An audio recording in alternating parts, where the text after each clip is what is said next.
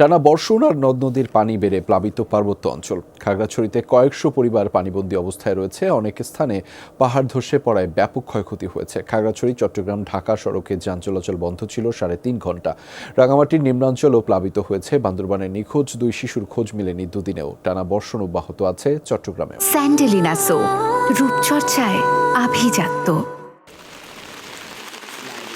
টানা বর্ষণে নদী ছড়া খালের পানি বেড়ে প্লাবিত খাগড়াছড়ির নিম্নাঞ্চল। টেঙ্গি ও মাইনী নদী তীরবর্তী অনেক পরিবার পানিবন্দী। ডুবেছে মহলছড়ি সড়ক, দোকানপাট ও ঘরবাড়ি। মাটিরাঙ্গার সাপমারায় পাহাড় ধসে পড়ায় খাগড়াছড়ি চট্টগ্রাম ঢাকা সড়কে যান চলাচল বন্ধ ছিল 3.5 ঘন্টা। সদরের শালবাগান আদর্শপাড়ায় মধ্যরাতে ঘরের উপর পাহাড় ধসে পড়লেও ভাগ্যক্রমে বেঁচে যান পরিবারের সদস্যরা। বৃষ্টি হওয়ার সাথে সাথে পাহাড় ধরছে, গাছ ধরছে, মাটি ভাগে পড়ছে, আর কোনো দিক দিয়ে বাইরে হওয়ার জায়গা নাই। তারপরে জানালা ধাক্কা দিয়ে তারপরে আমরা বাইরে হয়েছি। হরিনাথপাড়া, এডিসি হিল সহ আরো কয়েকটি স্থানে পাহাড় ধসে পড়ায় আতঙ্কে স্থানীয়রা। পাহাড় একটু ভেঙে ভেঙে পড়তেছে, পরে এমন ভাবে পড়ছে আমাদের জীবনে নিরাপত্তা নাই। সকালে এসে দেখি যে এই অবস্থা, আমার বউ খুব যে বাচ্চা রয়েছে এটাই বেশি। 100টি আশ্রয় কেন্দ্র খোলার পাশাপাশি ঝুঁকিপূর্ণভাবে বসবাসরতদের সরে যেতে মাইকিং চলছে।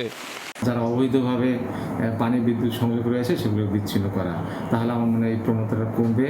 এছাড়া আমরা নিয়মিতভাবে যারা অবৈধভাবে পাহাড় কাটছে তাদেরকে আমরা নিয়মিতভাবে মোবাইল কোর্টে আমরা তাদের বিরুদ্ধে আইনগত ব্যবস্থা নিয়ে থাকি।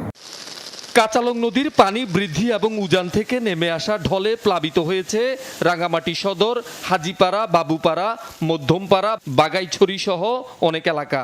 আশ্রয় কেন্দ্র খুলেছে প্রশাসন। 55টি আশ্রয় কেন্দ্র খোলা হয়েছে। আমরা মাইকিংয়ের ব্যবস্থা করেছি, তাদেরকে আমরা আশ্রয় কেন্দ্রে নিয়ে আসার জন্য তাদেরকে আমরা প্রচারণা চালাচ্ছি এবং অলরেডি কিছু মানুষ আশ্রয় কেন্দ্রে আসতেছে। বান্দরবানের থানচিতে স্কুলে যাওয়ার সময় নদীতে নৌকা ডুবে আগের দিন নিখোঁজ 2 শিশুর খোঁজ মেলেনি এখনো। চট্টগ্রামেও গত 3 দিন ধরে বিরামহীন বর্ষণে জনজীবন বিপর্যস্ত। কখনো হালকা, কখনো মাঝারি বৃষ্টিপাতে ব্যাহত হচ্ছে দৈনন্দিন জীবনযাত্রা। শহীদুল সুমন, যমুনা নিউজ।